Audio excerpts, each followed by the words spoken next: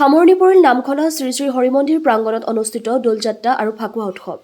দৰং জিলাৰ নামখলা হৰিমন্দিৰ প্ৰাংগণত তিনিদিনীয়াকৈ শ্ৰী শ্ৰী কৃষ্ণৰ দোলযাত্ৰা আৰু ৰঙৰ ফাকুৱা উৎসৱ আজি বিশেষ শোভাযাত্ৰা আৰু মুকলি সভাৰে সামৰণি পৰিল। ফাকুৱাৰ ৰঙেৰে ৰঙীন হৰিমন্দিৰ প্ৰাংগণত ওজাপালি, ফাকুৱা নৃত্য, আয়তীৰ নাম প্ৰসংগ আৰু শ্ৰী শ্ৰী কৃষ্ণৰ পূজা অৰ্চনাৰ মাজেৰে মুখৰিত হৈ পৰা শ্ৰী শ্ৰী হৰিমন্দিৰ প্ৰাংগণ আজি তৃতীয় দিনৰ বিশেষ দোলযাত্ৰাৰ শোভাযাত্ৰা উদ্বোধন কৰে জনপ্ৰিয় কণ্ঠশিল্পী শ্ৰী হৰি হৰ্ষিতে। আনহাতে সমিতিৰ বিষয়াসকলেও দোলযাত্ৰাৰ মুকলি সভা আৰু বিশেষ সম্বৰ্ধনাৰ আয়োজন কৰে। উদযাপন সমিতিৰ সভাপতি বসন্ত চহৰীয়াৰ উদ্বোধনী ভাষণৰ পিছতে তেজপুৰৰ বেচেৰেৰিয়াৰ হনুমান চালিচাৰ মহত্ব প্ৰচাৰক আধ্যাত্মিক আলোচক গুঞ্জন বৰাই নিৰ্দিষ্ট বক্তাৰ ভাষণ ৰাখি শ্ৰী শ্ৰী কৃষ্ণৰ দোলযাত্ৰাৰ বিষয়ে বিস্তাৰিতভাৱে ৰাইজৰ আগত অৱগত কৰাৰ লগতে নতুন প্ৰজন্মৰ যুৱক যুৱতীসকলক পৰম্পৰাগতভাৱে চলি অহা উৎসৱসমূহক আদৰি ল'বলৈ আহ্বান জনায়। উল্লেখযোগ্য যে দোলযাত্ৰাত অংশগ্ৰহণ কৰা সকলো ভক্তপ্ৰাণ ৰাইজে সহযোগিতা কৰাৰ বাবে উদযাপন সমিতিৰ বিষয়ববীয়া ফণীধৰ বৰুৱা, যোগেন্দ্ৰ কলিতা, বসন্ত চহৰীয়া, ভূপেন বৰুৱা, চিত্তৰঞ্জন দাস, ভাৰ্গৱজ্যোতি ভট্ট আৰু ধনমণি বৰুৱাই বিশেষ কৃতজ্ঞতা জ্ঞাপন কৰে। নামখলাৰ পৰা চিন্তু কলিতাৰ প্ৰতিবেদন AIN লাইভ।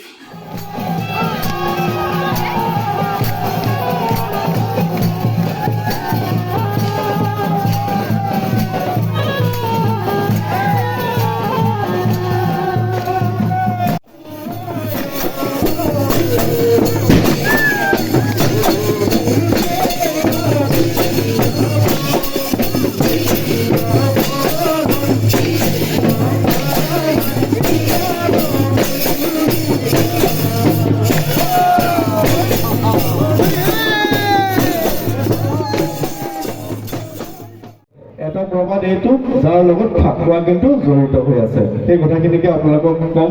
আৰু লাহে লাহে কৃষ্ণ ডাঙৰ হ'ল, কৃষ্ণ যৌৱনা হ'ল, ঠিক তেনেকে কৃষ্ণই এগৰাকী যুৱতীক দেখিলে, যিগৰাকী যুৱতীক কৃষ্ণই পচন্দ কৰিলে আৰু ঠিক তেনেকে সেই যুৱতীগৰাকীও, সেই কন্যাগৰাকীও কৃষ্ণক পচন্দ কৰিলে। আৰু সেই যুৱতীগৰাকী কোন আছিল হয়তো আপোনালোকে জানে, আৰু সেয়া হৈছিল ৰাধা।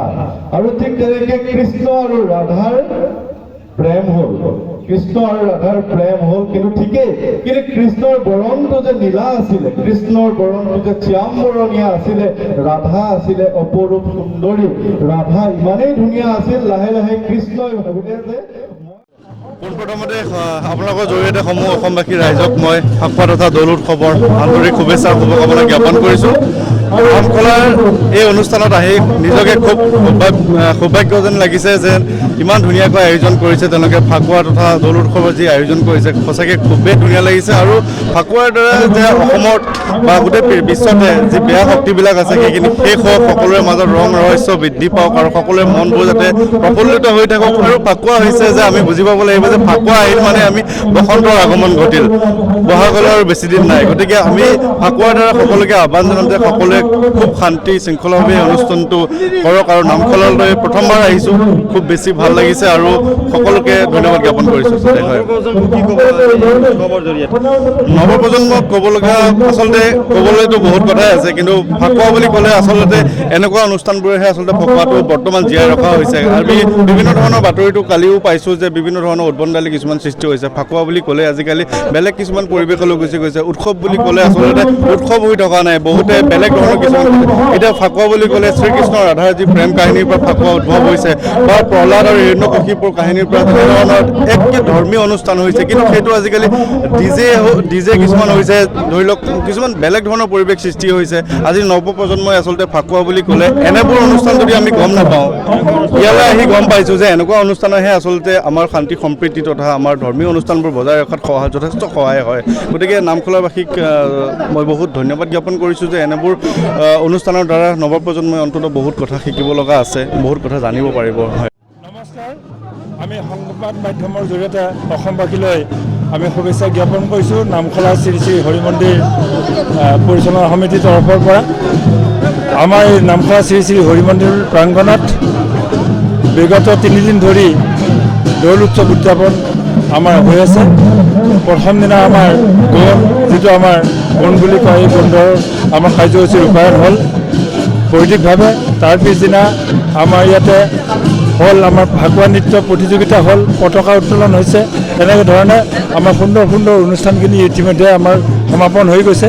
আজি তৃতীয় দিনৰ কাৰ্যসূচী, তৃতীয় দিনৰ মুখ্য কাৰ্যসূচী আছিলে আমাৰ গোসাঁই পৰিভ্ৰমণ বা আমাৰ শোভাযাত্ৰা বুলিও কয়, গোসাঁই পৰিভ্ৰমণ বুলিও কয়। গোসাঁই গুলিয়াই আনি আমি বিভিন্ন অঞ্চলত পৰিভ্ৰমণ কৰিলোঁ। বিভিন্ন প্ৰান্তৰ পৰা অসমৰ বিভিন্ন অঞ্চলৰ পৰা আহি এই পৰিভ্ৰমণত আমাৰ ধৰ্মপ্ৰাণ ৰাইজে আহি সহযোগ কৰিছে আৰু এটা উদুলি মুদুলি অৱস্থা এটা হৈছে।